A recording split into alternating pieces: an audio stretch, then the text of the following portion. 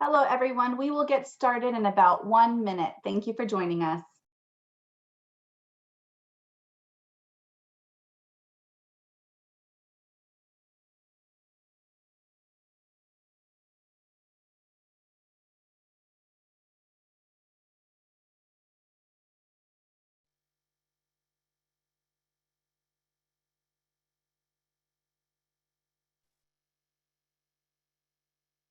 Hello, everyone, and thank you for joining us today for our webinar, Case for Support, Your Secret Donor Engagement Tool. My name is Pearl Hoagland, and I am the director of the Fundraising Academy and will serve as your moderator today. Please also say a quick hello to our program manager, Sarah Wu. She is here providing tech support and able to support you and answer any questions that you have to be sure that you can enjoy our webinar. Just a few notes before we get started. This webinar will be conversational with the opportunity to ask questions during, as well as a 30-minute Q&A following the presentation.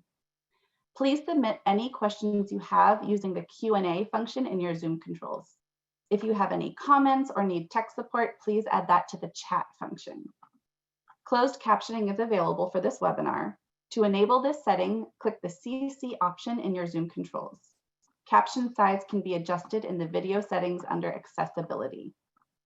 Lastly, in the days following the webinar, the recording and slide deck will be made available through our online learning portal. We will share the link through the chat. You'll receive an email with a link to register so that you can access the slide deck and recording, as well as our entire on-demand webinar library. So I'll share a bit about Fundraising Academy. The Fundraising Academy provides education and training to fundraisers throughout the US and beyond.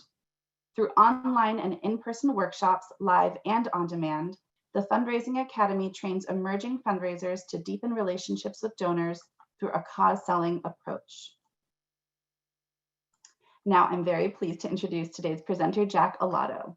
Jack is a CFRE, a certified fundraising executive. Throughout his career, Jack has served in a variety of fundraising positions in hospital, social service, and the arts as development director, major gift and legacy giving manager, and foundation and corporate relations manager.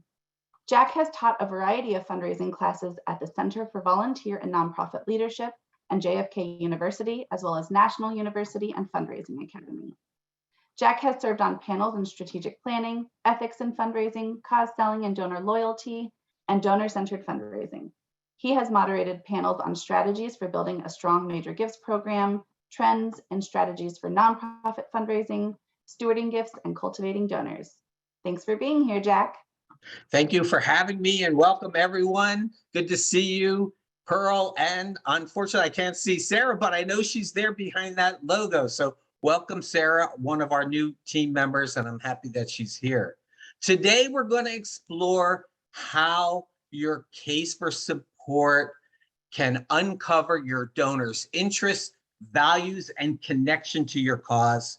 We're going to identify which components from your case for support will help you deepen engagement with donors and prospects through meaningful conversations during the approach, need discovery, and presentation. And we'll assess how to enhance your donors' presentations by sharing case elements that are important to your donors. And remember, this is a very donor-centric document, this case for support. We're going to use an example today, and our example is going to be about an organization that assists homeless individuals and families find permanent housing. Our goal is that you will leave this webinar and be able to use your case for support to organize your solicitation plan with individual donors. So let's start by defining what a case for support is. And I'm probably going to repeat this again, so no worries if you don't catch it this first time, because I'm going to be back here again. Your case for support is the rationale underlying your reason to fundraise. It's the reason why your nonprofit organization deserves philanthropic support. Your case for support is a set of messages that prepare prospective donors and funders for that solicitation that you are going to go to.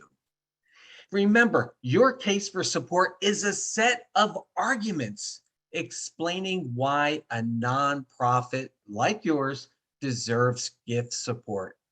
And finally, your case for support is an encyclopedic accumulation of information, parts of which will argue for support. Now, people say, wow, that sounds like a really long document. It's not a long document. Let me give you an example of something I saw several weeks ago. I was driving my car and there was a baseball team from the local high school, and they were holding up a sign that's saying, please come and get your car washed today for $10 because we need to buy uniforms for next season. That was their case for support. Those two short sentences told us everything we needed to know of why we should get our car washed at that project that they were doing. If in our example of the homeless shelter, let's say you're working in a social service organization to mitigate homelessness in our community. In your homeless shelter, you have several lines of services. You may have a program to house families. You may have a program for overnight housing of the homeless just overnight. You may have a homeless shelter specifically for teenagers.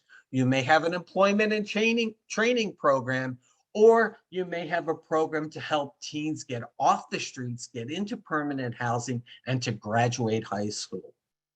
If Pearl called me up and said, I just read that there are 70 homeless children in our community, what do you know about this, Jack?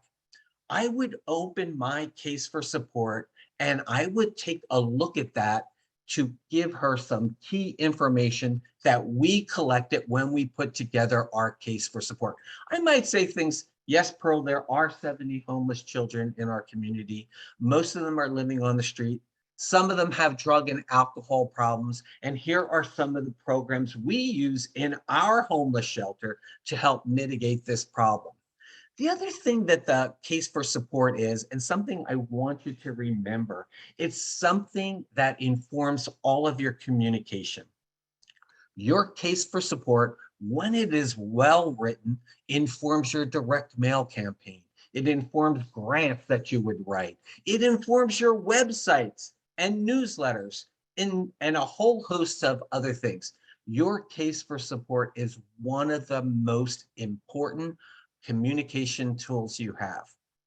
In our cause selling cycle that we use at the Fundraising Academy, our cause selling cycle is built on relationships.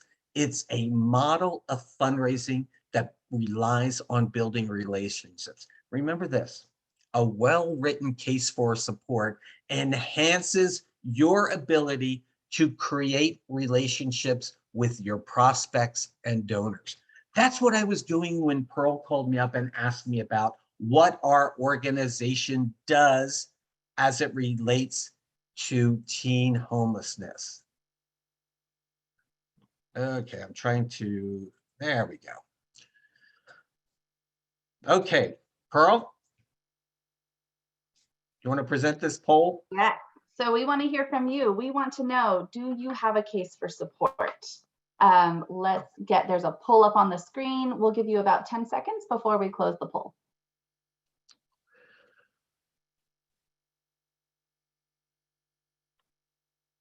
Well, it's pretty even, Jack. Well, now we're seeing about 65-35-ish. Okay, 5 more seconds, then we'll end the poll and share results.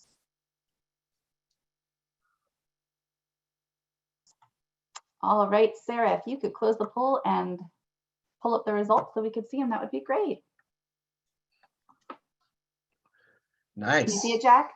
Yes, 66% say yes, and the 34% say no. But I would say this about this, Pearl. Those people who say no probably do have a case for support. It may not be a formalized written case for support, but they have a case for support. Otherwise, they wouldn't probably be able to raise any money. So it's just a question of, has your case for support been formalized? And is it written? And there are lots of things out there, templates that you could get online to help you write that case for support for those who don't have a written case for support. Let me review the cost selling cycle, because today, one of the things I hope to accomplish with you all is to go through the cost selling cycle and tell you how your case for support fits in with all of them. Our cost selling relationship building model includes 3 phases with 8 essential steps. Step 1 is prospecting, which means finding qualified donors and determining their propensity to give to your organization. Step 2 is what we call the pre-approach. This means preparing to make a great first impression by learning more about your prospect and setting up your approach, which is the 3rd step in our model, the approach. This is all about making a first impression. Things like what you are wearing and where you are meeting can determine a prospective donor's first impression. Step 4 is need discovery. And through thought, we consider need discovery the heart of this fundraising process. This step is all about asking meaningful questions and practicing active listening to build trust and learn key information about your prospective donor. Step 5 is the presentation. This is where you communicate your cause and demonstrate your impact and ensure that your presentation is tailored to each prospect. Step 6, which is everyone's favorite, and I have to say it's one of my favorites, is handling objections. This step is all about embracing the objections you hear from your prospective donors and seeing them as a gift rather than as an obstacle. It's about understanding and addressing concerns presented by your prospects to deepen the relationship and remove any roadblocks to getting to a successful ask. Step 7 is making the ask. Once you've developed a relationship with your prospective donor, and you've been doing that through the last 6 steps, and you have an understanding of her needs, her interests, and her passions, and how they align with your organization, you are poised to make an ask with confidence and success. And step 7 is stewardship. This may appear to be the last step in the cause selling cycle, but it's not the least important one. Step 8 is all about stewardship, the importance of fostering loyalty through strong donor stewardship practices and deepening those relationships with your donor, making your donor feel valued and informed on how their donation is being invested by your organization. So let's get back to our example of mitigating homelessness in our community. Your case for support, as I said earlier, is the rationale underlying fundraising. It's the reason why your nonprofit deserves philanthropic support, but it is not the why you need money.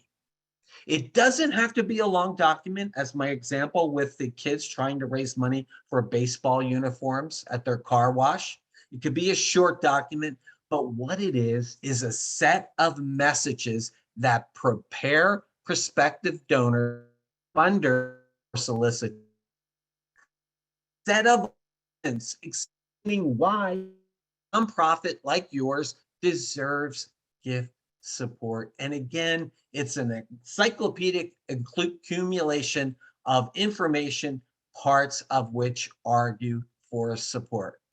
Remember, persuasiveness of the case, how persuasive it is, relates directly to the nonprofit's ability to solve a community problem.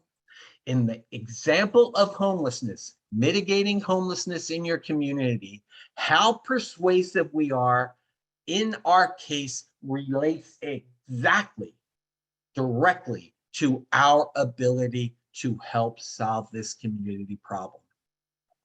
The case for support tells all that needs to be told. It answers all of the important questions. It reviews the arguments for support. It explains the proposed plan for raising money and shows how gifts may be made and who the people are who vouch for the project. That will give it leadership and direction. Your case for support talks about your board, your staff leadership, and those responsible for implementing the program.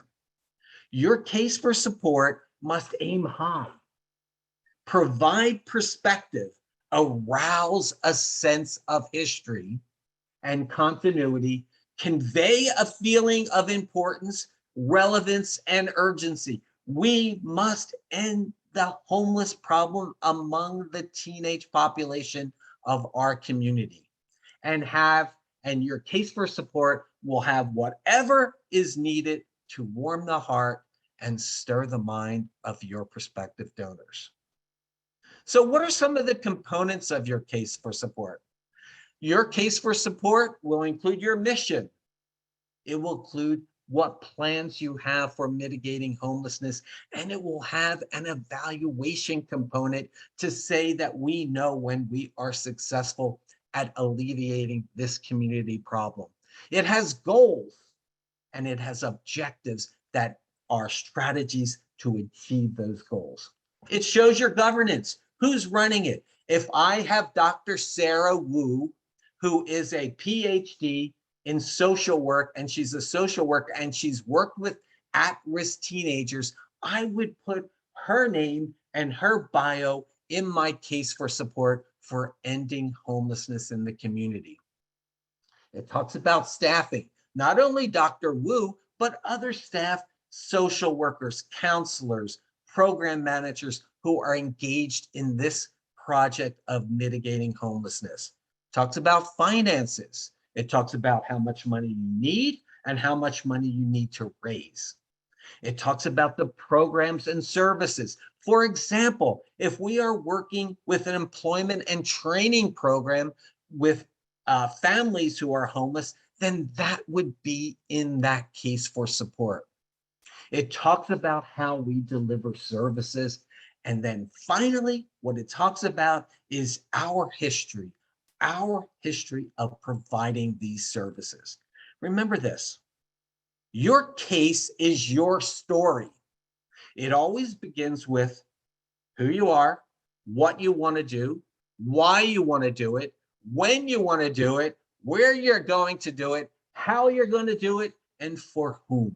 Who is the population that you are trying to serve?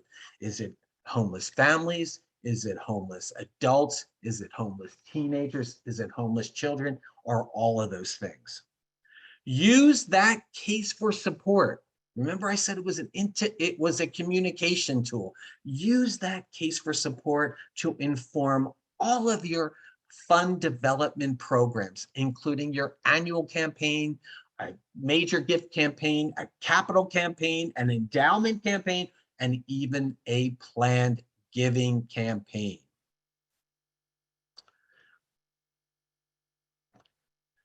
So go ahead, Pearl. I'm sorry. No, I'm just getting back on video. Please keep going. So we're going to do a community share now. And after you've heard about all of those things that we talked about as part of your case, what is your favorite part of your organization's case for support? How do you use your case for support? Remember, I said that it's part of an integrated fundraising campaign. And does your organization have more than one case for support? If so, what are they?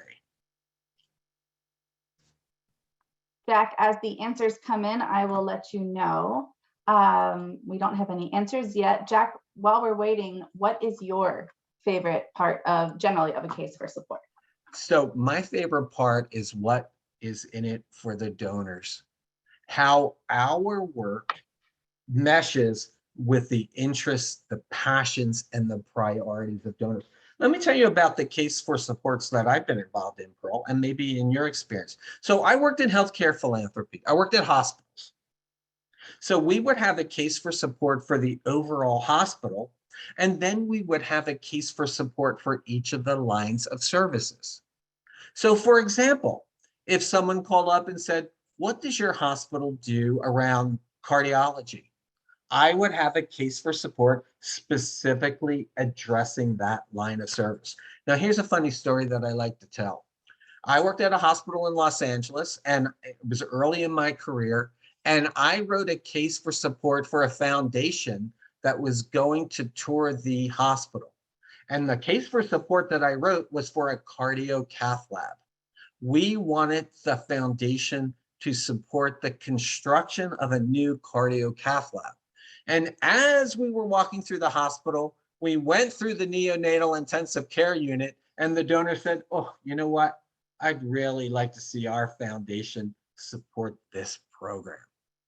And the benefit of having had another case for support specifically for a neonatal intensive care unit, I was able to immediately work with that donor around that new interest and passion they had for our hospital. So anything that our community has said going forward, what's their favorite part? I don't see any specific, oh, here we go. Our mission is very specific, which helps communicate it with potential donors. Someone else said, for me, it's who we serve, vets, military, and their families. This is near and dear to my heart as a military spouse myself, and therefore I'm impassioned when discussing our work and who we serve. Let's see. We have been able to serve 5,000 families, wow, suffering from interpersonal violence by providing safety, hope, and healing. Finding safety for the families, hope for their future, and programs that promote healing. That's beautiful. That is let's nice. see. And those actually align, Jack, with, for me, what I love is the impact and the opportunity for greater impact with a partnership with a donor. That's what moves me when I think about a case for support. Let's go to our next question, Jack, but for those who are listening in, please feel free to keep adding to the chat. Our next question is, how do you use your case for support? So we want to hear from you. We want to hear how you use your case for support in your fundraising strategies with individual donors.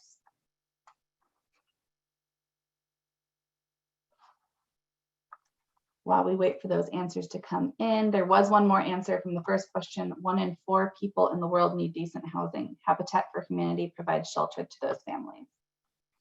Thank you for the work you do. Okay, we use the case for support to educate families on our annual fund. Nice. That is really specific. Thank you. That's a great example. New board orientation. Oh, I like that. I didn't mention board. Thank you, Joanne. That excellent. Good, good, good, good. Keep them coming. Let's give it 15 more seconds and then we can go to our next question. What do you think, Jack? Sure.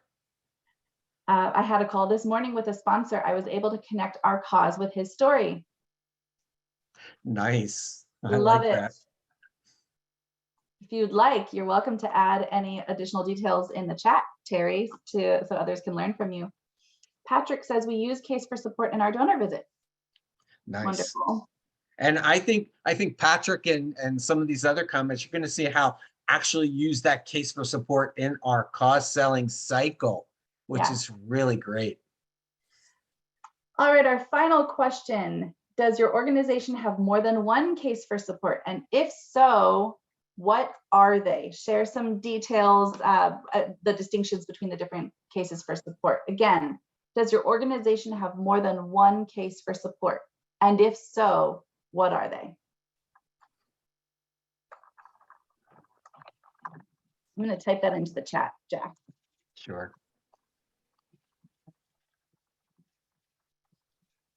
Jack, you already provided an example because that might take a bit of time for people to type. Sure. Well, you know, in our homeless example. Sure, in our homeless example. So we have a teen program to end homelessness. Let's write a case for support. Let's talk about that population. What are their needs? Maybe they need to graduate high school. Maybe they need help with counseling. Why are they homeless? What's going on? Are they members of a marginalized community? What is the issues that they're working on? So that would be a case for support for that. If it's families, we do that. If it's individuals who have been part of an abusive relationship, maybe there's counseling around that. Or if it's just adults who are homeless for whatever the reason, a different case for support around that. So I do like writing cases for support for each of the lines of services. Perfect. And that was great timing. We had some folks answer. So Teresa, yes, we have unique cases of support for each of our programs. For example, scholarships, teacher grants, literacy, etc. And Terry says, oh yes, we have a victim-centered approach. So we have a victim-centered program, so many programs. We offer preventative programs for children, Wings, a program that rebuilds the lives of women, mentorship programs, financial education programs, to name a few. It's going to be a lot of cases for support, but that's wonderful. Yeah. Sandy says, solving financial issues with veterans with PTSD. Nice. Nice. This Yes. is great. Thank you. Please feel free to keep them coming in. I'll turn it back to you, Jack. Oh, wait, one more. Yes, we have cases for support for each healthcare service line we support, similar to your example, Jack. In my Great. role, I support the fundraising efforts for oncology. We have a case for support for cancer research, a mobile mammography unit that is now fully funded. Yay, congratulations, and a few patient assistance funds. This is great. These are really good examples. Thank you all. Yeah. You look at a large university, Pearl, say Berkeley or Yale, they have multiple directors of development, and each of them may be working with, like they may be working in astronomy. They'll have a case for support in astronomy. I've seen that at large universities and small universities. I've seen it at high school, nonprofit high schools. So it's really great. So let's move to prospecting. So how do we utilize our case for support in prospecting? Remember, prospecting, guys, is an important first step in the cost selling cycle. You see it over there on this graphic on this slide. Prospects are the lifeblood of the organization. Here's how the case can help you. The case tells who the leadership and key staff are. So if we are working to reduce or mitigate homelessness in our community, we ask our key leadership, Dr. Sarah Wu, Dr. Smith, to give us referrals. We ask our board members for referrals. And in that case for support, we have that key staff and leadership. We ask our CEO. The other thing that the case for support does, it outlines and details the board and senior staff, their bios. When you're speaking to donors, you could mention those people in leadership who are named in your case for support, especially if those leaders are influential.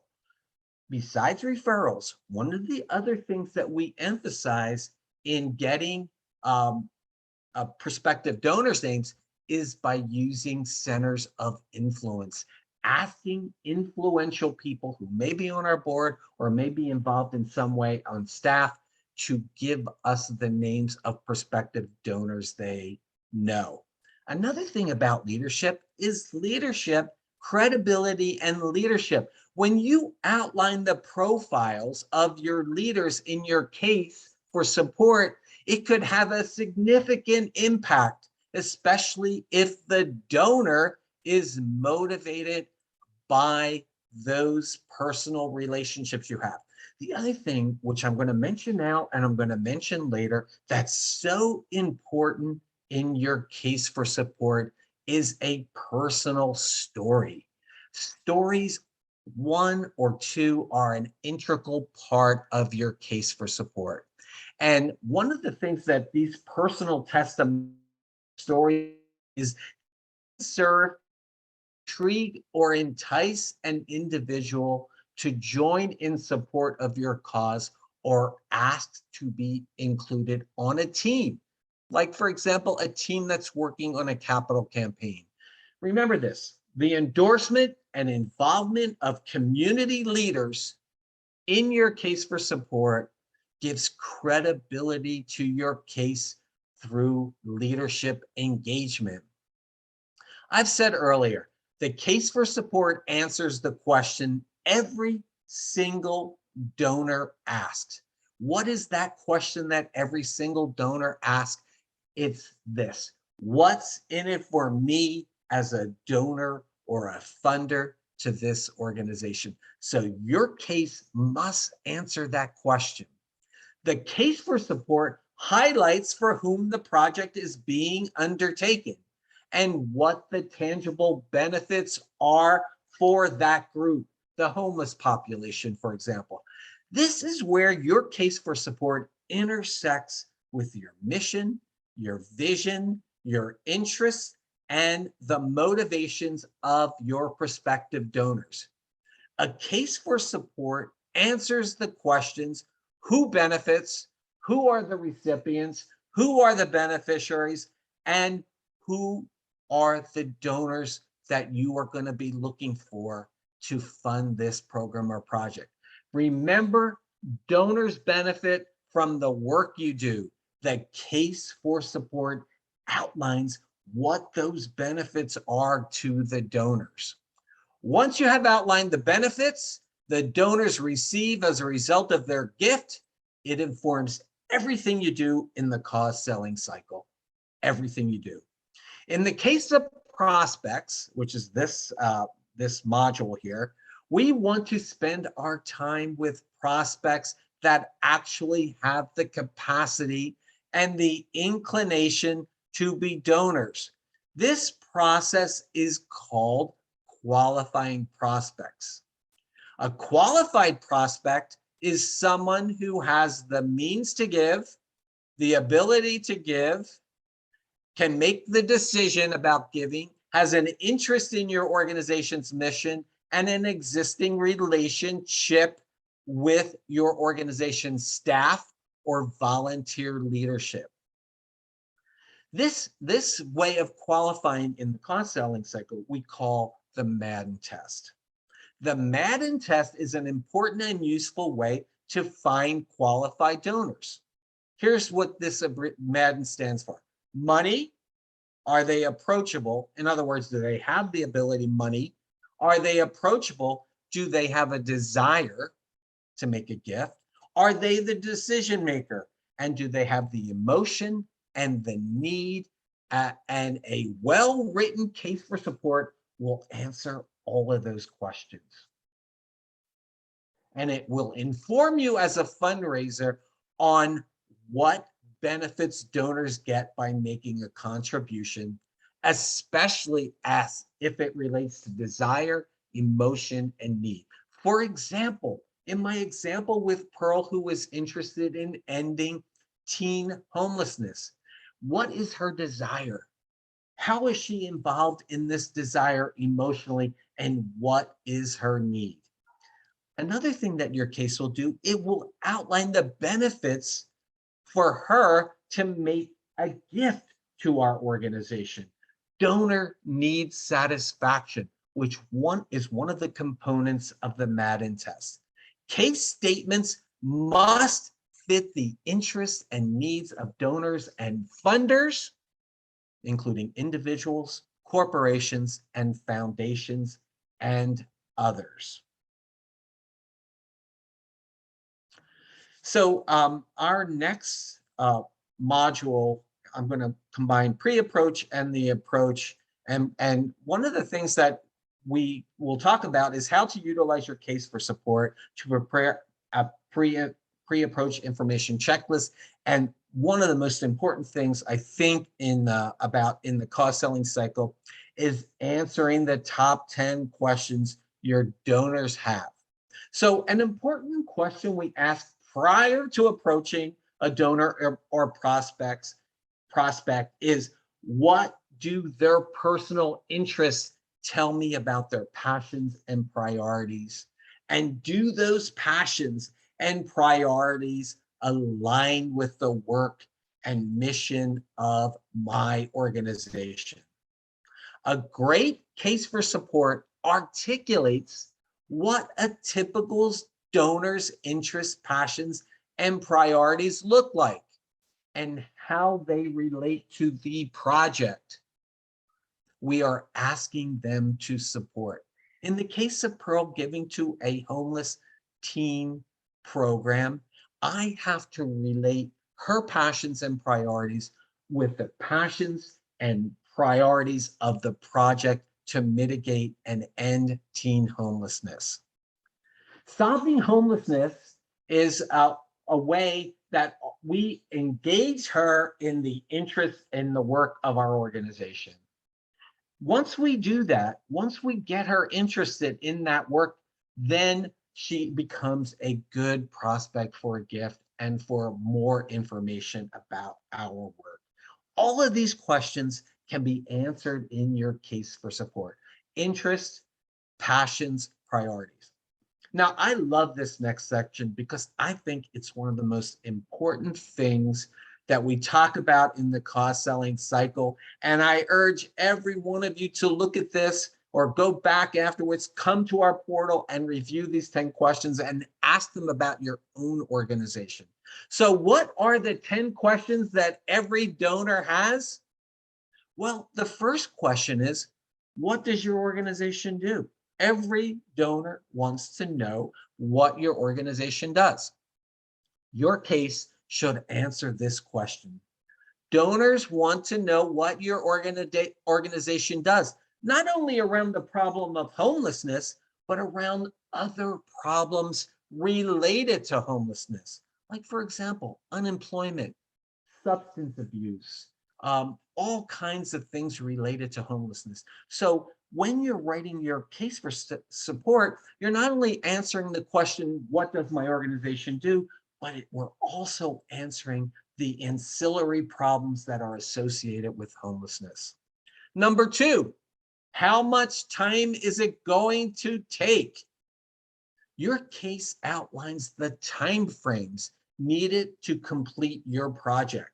For example, if I was involved in building a new homeless shelter for teenagers, what's the timeline to complete the project? What's going to happen from groundbreaking? And you've heard, and this is a capital campaign case for support, from the quiet phase to the public phase to the stewardship phase of your capital campaign project. All of these timelines that the donor wants to know in this second question is outlined in your case for support. Number three, how much money am I prepared as a donor to give today? Your case articulates the resources, people, time, and budget needed to complete the project. If it's a case for support for a teen homeless shelter, maybe it's $30 million. That is articulated in your case for support, and it helps your donor understand how much they are prepared to make as a gift to your organization. It helps them decide what gift amount feels right to them. Number four, what will you do with my gift? How will my gift make an impact? Pearl, early on in this webinar, talked about impact. She's a donor that wants to see impact. In the example I'm giving, she wants to see the mitigation of teen homelessness. She wants those 70 homeless teenagers to be helped. Your case demonstrates to her the impact of her gift to your organization. It also demonstrates the impact to the community and the impact to those 70 homeless children. A capital campaign, if we were doing a capital campaign, say for a new homeless shelter, we're gonna serve more homeless teenagers or more homeless adults. All of that talks to impact, and it's outlined in your case statement, and I'm sorry, your case for support. And that case for support informs how you're going to answer that donor's fourth question. What are you going to do with my gift? What's the impact of my gift? Number five, Is your work that you are doing truly unique? Are other organizations engaged in this work? And why is your organization the best investment for Pearl's gift? Your case shows what sets you apart from others who are working with the homeless population. Maybe there's no one else working with homeless teenagers in your community. Your program may be unique. Your case for support is going to outline that so that when you get this question, how is your work unique? You'll be able to answer it. Number 6, what kinds of problems do you solve in the community? Remember way back when I said one of the key components of your case is your history. Your case answers this question by showing your history of solving problems around homelessness. Your success is outlined in your case for support around addressing the homeless problem and your unique approach to dealing with this problem. Your unique approach may say, we have social workers who are working with this population. We have counselors. We have employment and training specialists. We're doing English as a second language. All of these unique approaches are outlined in your case statement, your case for support, sorry. We're going to always do that. And it will help you answer this 6th question, which is what kinds of problems do you solve in the community? Number 7, will I get anything in return? Every donor wants to know what's in it for them, what their investment will do. Your case articulates the benefits donors receive from investing in your program. Number 8, who else is involved? Who do I know who has contributed to this organization? Who else is involved in this community's effort to end homelessness? When your case speaks to leadership, you can answer this donor question. Number 9, how long have you been with this nonprofit engaged in this program and this effort to end homelessness? This question relates to the leadership question, and your case will show who is involved with the project. 10, why should I trust you and your organization to solve this problem?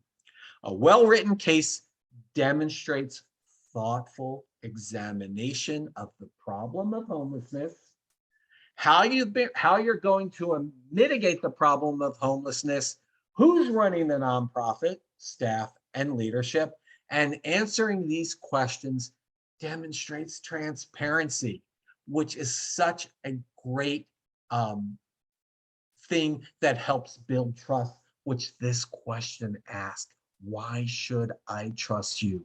All that transparency leads to trust.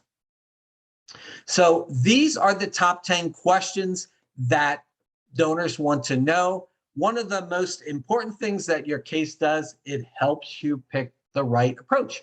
Pearl mentioned impact. If I'm approaching her for a gift, she's told me early on in this webinar that impact matters. That's the approach I'm going to take. I'm going to take an approach that talks about impact.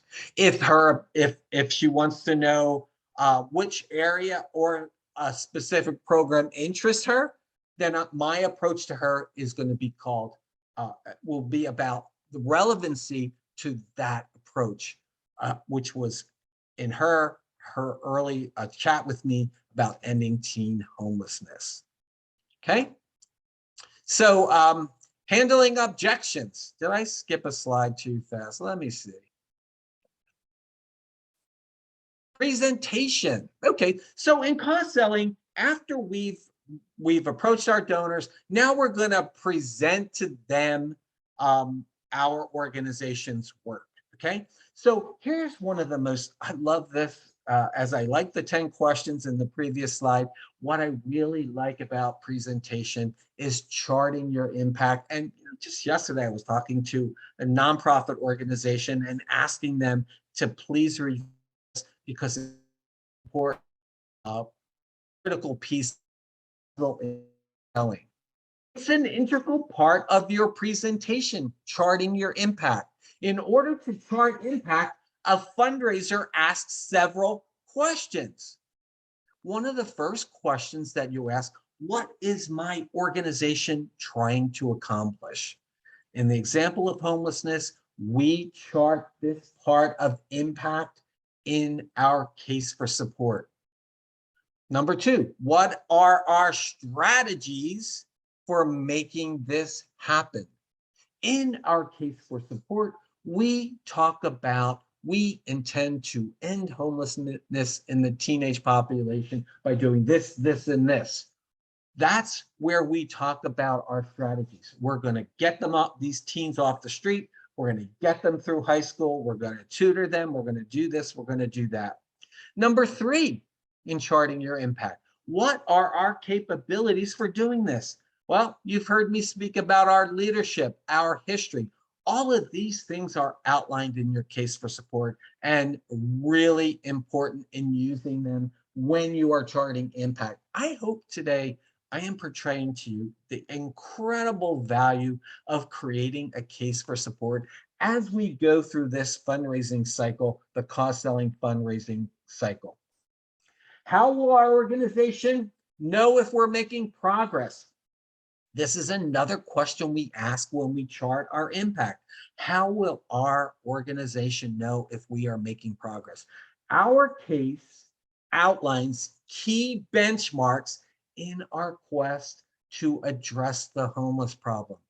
We develop in our case for support an evaluation criteria that we use to evaluate and chart our impact as we move forward. Number five, in charting impact, what have and haven't we accomplished so far? And in our case for support, we talk about what we've accomplished with this program to mitigate homelessness and what else we need to do to move forward. Remember this, guys, donors have choices, and it's our role to assist them in this presentation of compelling opportunities that inspires their investment in our program. Clear presentation of compelling opportunities is a function of the case for support. And it's also a very important part of presentation.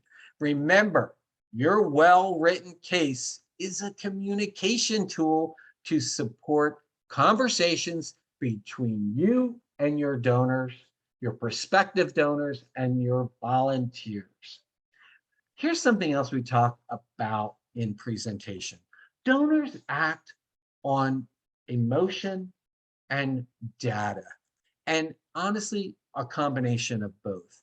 And remember that understanding donors' motivations, their emotions, and what moves them to make a gift is a key part of making a great presentation. Your case for support will include things like a story of a homeless family, as I said earlier, or a personal testimony of someone who was homeless and who now is housed, okay?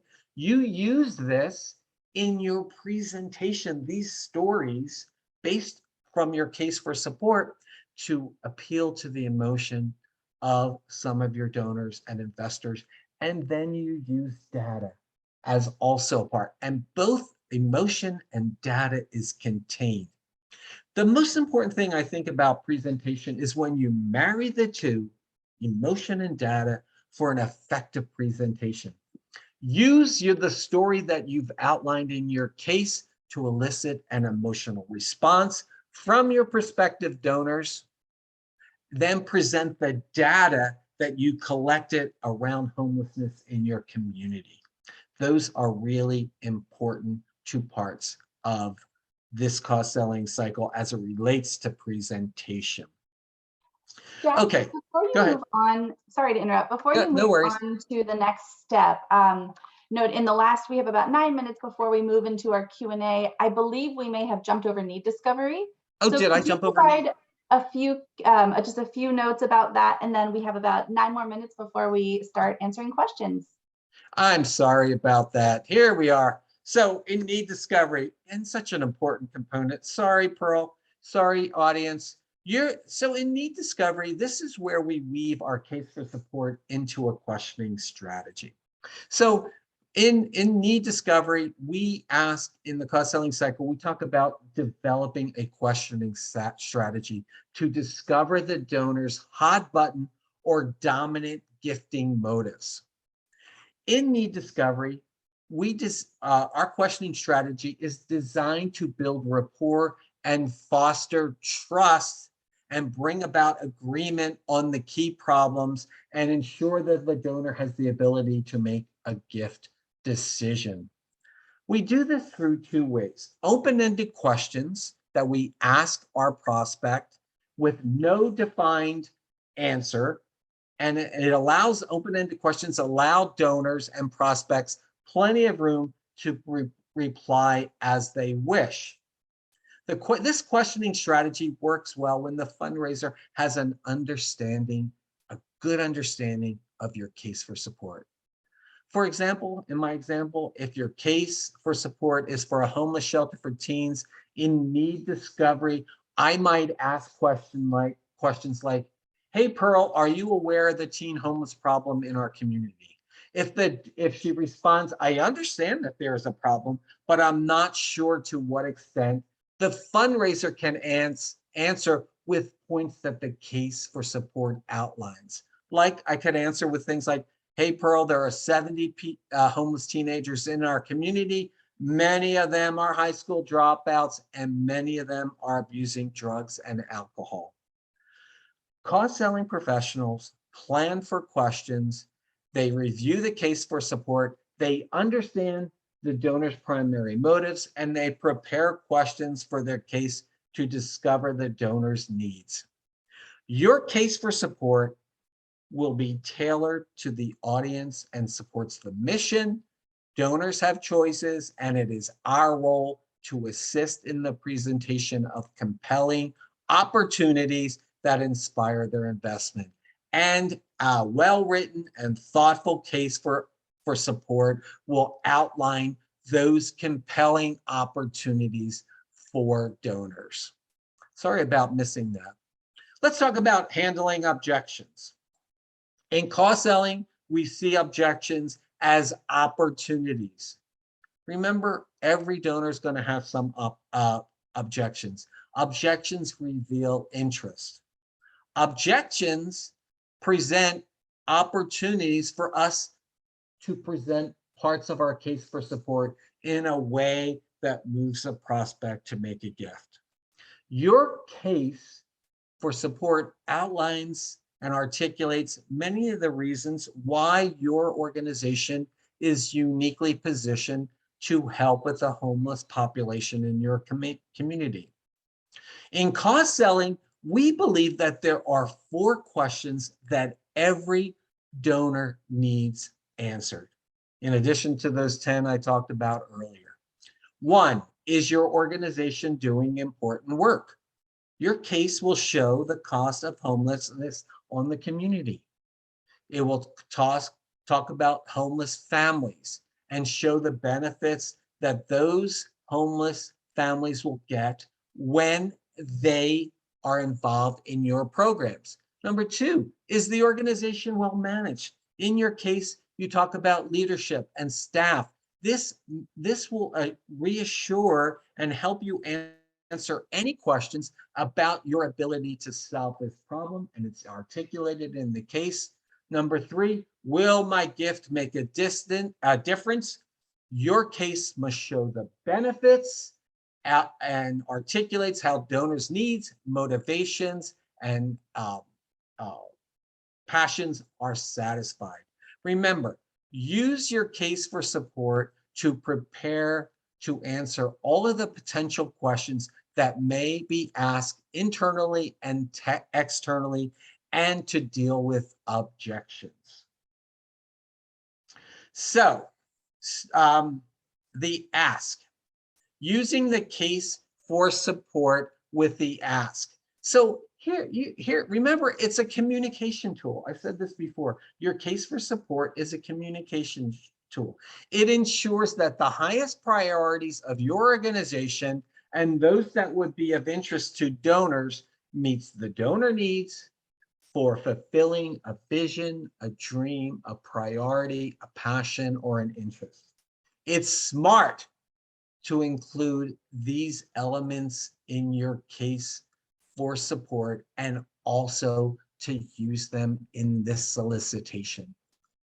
Once you've reached this stage where you're going to make the ask and you've used your case throughout the cause selling cycle, you will know which parts of your case will bring a donor to make a gift. They're hot button issues. It could be homelessness for children and teens. It could be homelessness for families. It could be homeless for senior adults. Your case for support will include the impact of giving to any one of those constituencies who benefit from your programs. Once you know that, then you are ready to use those case elements in your ask. Remember this, use the case in developing materials like brochures, newsletters, social media posts, your annual giving letter, in face-to-face solicitations, etc. Use it in attracting board members. Someone said that in chat, in attracting ambassadors, volunteers, etc. The case is the basis for all information to inspire, inform, and deepen relationships with donors and potential donors to your organization, which are at the heart of the cause selling relationship building cycle. Use your case of support as a way to showcase the vision of your organization and to deepen relationships. This stewardship is where we thank donors and show donors the impact of their gift. Your case for support will articulate impact through storytelling, through history, through mission, etc. Remember what I said earlier about emotion and rationale? Your caseful support will articulate both. Most donors give based on a combination of both emotion and rationale. Your thank you to donors, your letter, your phone call to them, or your in-person will be informed by the donor needs, and your case for support, which outlines impact you are attempting to achieve in order to fulfill that donor's needs. This helps you avoid donor attrition. Customizing your donor stewardship based on the key elements of your case and your donor's interests and values are the way to lessen donor attrition. Remember, customize your thank you letter based on what you've learned about your donors and what you hear and see in your case for support. In summary, your case for support is a critical tool in your fundraising toolbox, and it informs every step of the cause selling cycle. Thank you so much. And we will move to this slide. Thank you, Jack. All right, we already have some great questions that have come in. Just a reminder for everyone, we're going to do Q&A, so please add your questions to the Q&A function. While we wait for some more questions to come in, I just wanted to remind everyone, I know we mentioned it, that we do have a free online learning portal. So many of the resources that Jack mentioned are actually available to be downloaded through the online learning portal. All you have to do is register, and then you can access all of that great content. Also, as we wait for some questions to come in, just so you know, our next webinar is on August 17th in honor of Black Philanthropy Month. Cause Chat, a conversation about Black fundraising and philanthropy. It'll be a really great panel discussion, so we hope to see you all there. Now, let's get to, just one question, where to register for the portal. We will have the link up on the slide, and we will add the link into chat right now as we start our Q&A. Jack, we have a number of questions that have come in. The first one came in before we touched on this topic, but I wanted to just bring it up again in case there's anything else you wanted to share that you didn't have an opportunity to. It was, do you recommend writing a case for support for each program we serve? So I know we answered that question, but any final thoughts about that specific topic? No, I just think it's a good idea. It helps you in working with various donors, have different needs and passions based on the various programs that your organization has. So I do support that, as I said, at the hospital, we had one overall case for the hospital, our history, our mission, et cetera, and then each of the lines of services, which could be much shorter case for support, things that we do. Love that. Thank you. It was actually a clarifying question, but I asked this person to put this into the Q&A because I think it's a really great question and there are multiple multiple options here. So the question was, by charting your impact, do you mean creating a visual aid for connecting with potential donors? Or is this all written and verbal communication strategies? So, Jack. Both. Okay. Yes. You could chart impact by having visual. Like, for example, one of the impact is how many people are served how many families are involved in the homeless project. You might have some kind of visual aid to help you show the impact of what you're doing with families or what you're doing with teenagers. And yes, it could be written and verbal communication strategies. What I love about this question is Kate asked, or is this all written verbal communication strategy? It's a communication strategy. So whatever helps you communicate to whatever the constituency is, use it. Could be visual aids, or it could be a well-written verbal strategy, all of those things.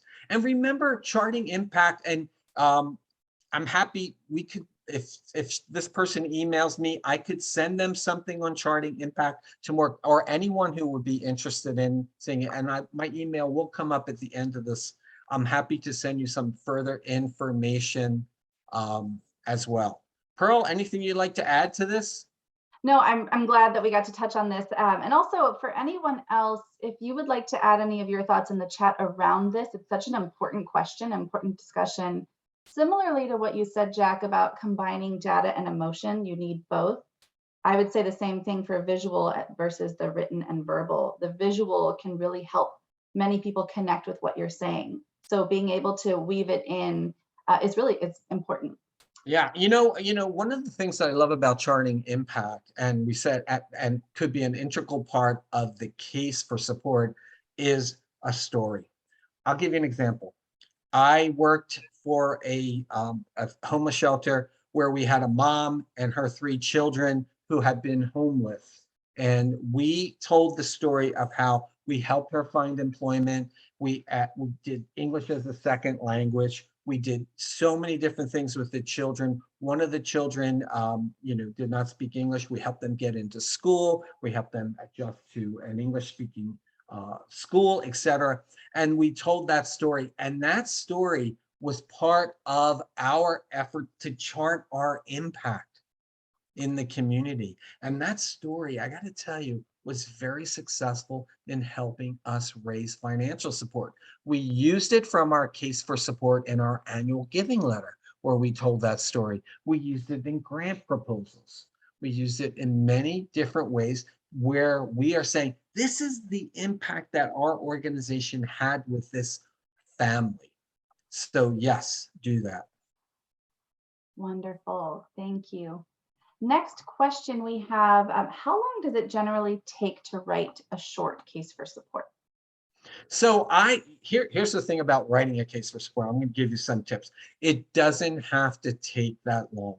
If you follow what we said earlier on one of our slides, what are the key components? Most of the information that goes into a case for support is already in existence in your organization. Your mission, your program goals, your objectives. Remember, we talked about all this, who your leadership is, who the key staff people are, what's your history, what are your finances. I think there were 10 key components of a case for support that we reviewed. You have most of that information already. So putting it together is not going to take you that long. But here's something I highly recommend. When you draft your case for support, send it out. Get the advice of your major donors. Get the advice of your board members. get the advice of key staff, let them look at it, let them offer suggestions. Why do I say that? Because when you ask their advice, you get their ownership. And ownership in your case for support is so critical, especially if it's a case for support, say for a capital campaign or an endowment campaign or a major gifts campaign. That's not part of your line of services, but you still write those case for support for those major new initiatives you're going to be engaged in.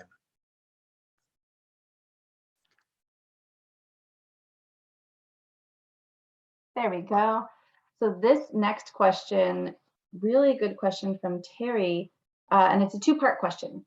Do you have any advice for those of us who are consultants and not in office? It can make it difficult to stay connected to impactful stories and the day-to-day. Yeah, Terry, and thanks for joining us today, Terry. I think we know each other. One of the things that I do in my consulting practice, Terry, soon as I work with a new client, you know what the first thing I ask them for? Please show me your case for support.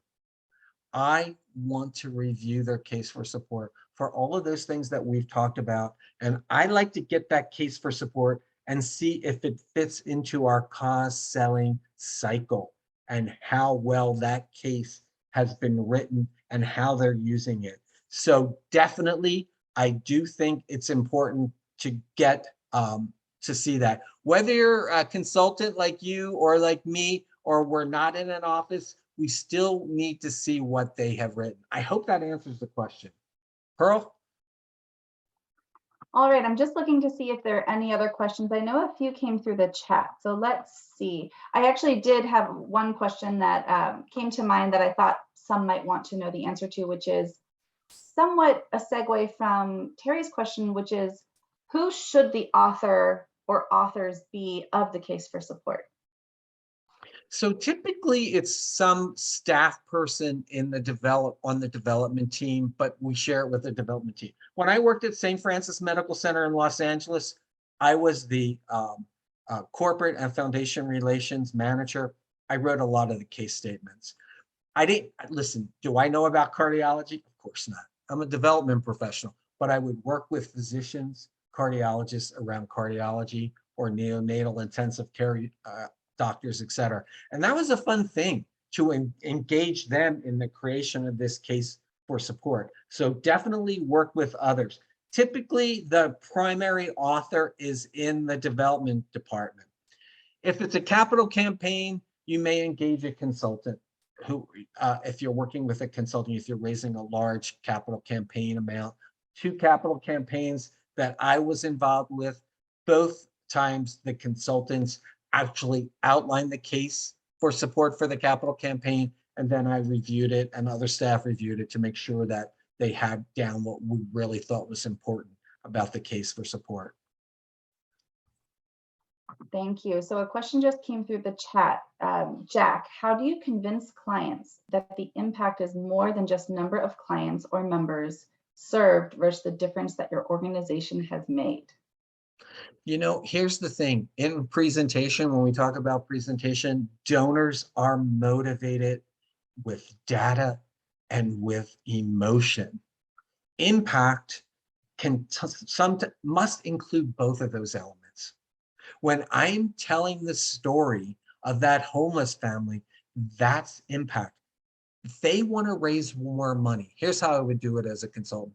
You want to raise more money, it can't just be about the numbers.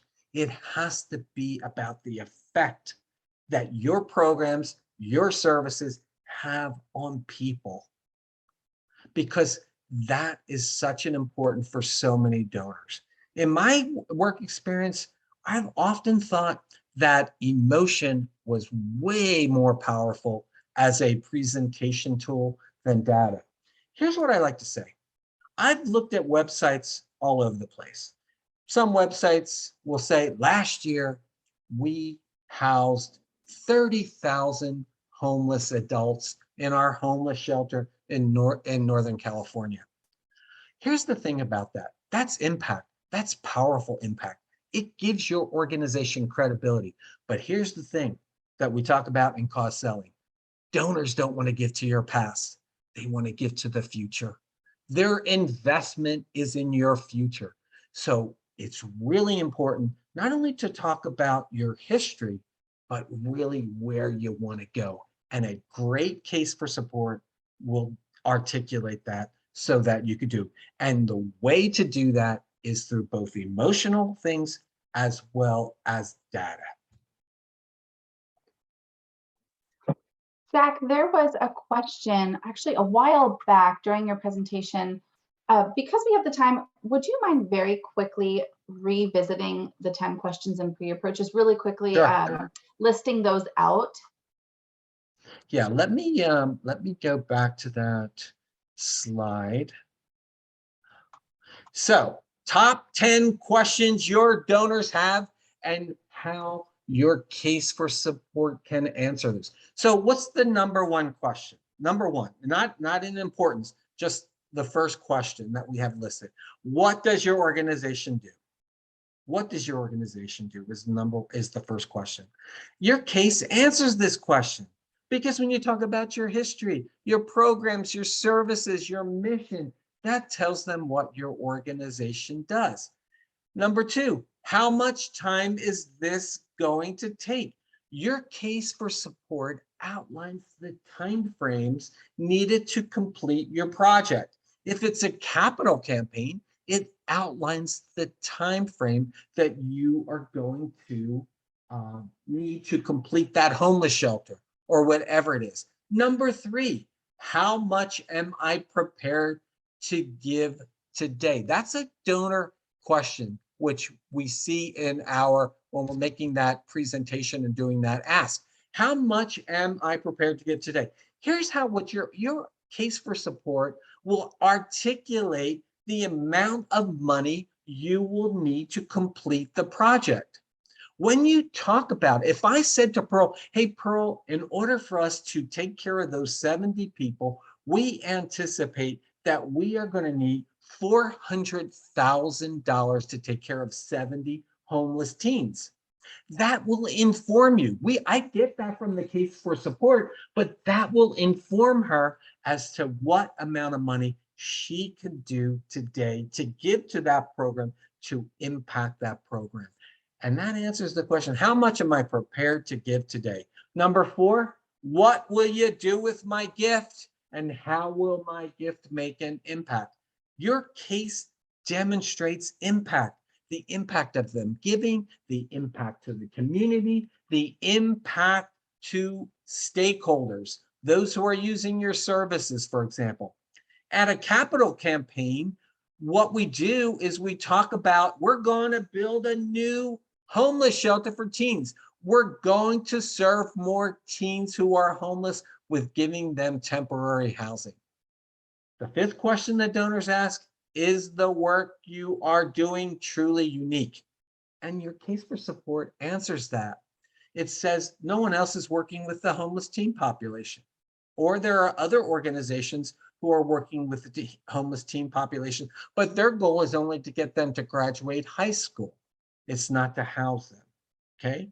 Or to feed them, or whatever it is. So in number five is the work you're doing truly unique? You say what that uniqueness is in your case for support. We are the only homeless program that is housing 70 homeless teenagers, okay? And it also answers the question, are there other organizations engaged in this work? They want to know that, your donors. Why is your organization the best investment for my gift? That's where you talk about your history of solving this problem. Number six, what kinds of problems do you solve in the community? That is your case for support, articulates all of those problems. You know, we're working with teens, we're working with adults, we're doing employment and training, we're helping with drug abuse and addiction, we're doing this, we're the only organization doing that. Seven, will I get anything in return? Your case articulates the benefits donors receive from investing in your program. If your case for support is for a capital campaign, it articulates naming opportunities. and other benefits that donors will receive. Number 8, who else do I know who has contributed to your organization? Your case for support speaks to your leadership, your board, your major donors, some donors who invested lots of money in your organization. That's where you will articulate to that who's interested in this. Tell them, well, we have from the program, or we have our board members, or this, and this, and they will know that those people are going to make significant gifts to your program or project. 9, how long have you been with this nonprofit? This relates to the question of leadership of board and staff. And this is also answered in your case for support. And 10, which is really an important question, is why should I trust you? And remember this, a well-written case demonstrates thoughtful examination of the problem. In this example, it's homelessness. How are you going to mitigate the problem is articulated in your case. Who's running the nonprofit in your case? And answering these questions demonstrates transparency. Remember, transparency builds a trust, and a culture of transparency makes donors trust you. Hope I answered that question. That was great. And thank you, Sarah. She actually listed the questions in the chat as well as you shared them. So perfect. So for all of you who are tuning in, feel free to copy and paste those and then use those as you develop your case for support. We are through with our questions. Thank you so much to everyone who asked them. On the next slide, you will see how to connect with Jack. You can connect with him through email or LinkedIn. Again, this slide deck will be provided on our online learning portal within the next 7 business days. So you can access his LinkedIn account there, unless you just want to search for him and find him.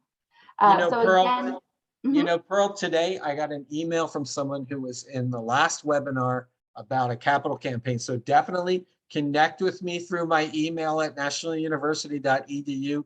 Happy to, and I'm going to chat with her later today or tomorrow. So definitely reach out to me. Yes, please do. Jack is a wealth of knowledge beyond fundraising. So feel free to connect with him, please. Jack, thank you so much again for a great webinar. Feel free, he's going to take off his video, and we're just going to quickly share about our online learning portal. So our online learning portal just launched within the last 2 months, and it is a completely free resource to you. It provides on-demand professional development, webinars, fundraising templates to help you improve your fundraising practice. Once you register, you can access this most recent webinar within the next 7 business days, as well as our entire on-demand webinar library. So if you register and visit within the next week or so, you will be able to find the recording and slide deck for this webinar and register for our next webinar. So again, visit our online learning portal today, register, and start using that resource. So now I just want to thank you all for your time and participation to help us continue to improve our monthly webinar series and ensure that we're continuing to provide value to you. We would love if you could take a few minutes to complete our survey. It will appear on your screen at the end of the webinar. So thank you so much in advance for completing that for us. Otherwise, we hope you are all safe and healthy. Please enjoy the rest of your day. And thank you so much for all that you do to better the communities in which we live, work, and play. Thank you again for joining us, and have a great day.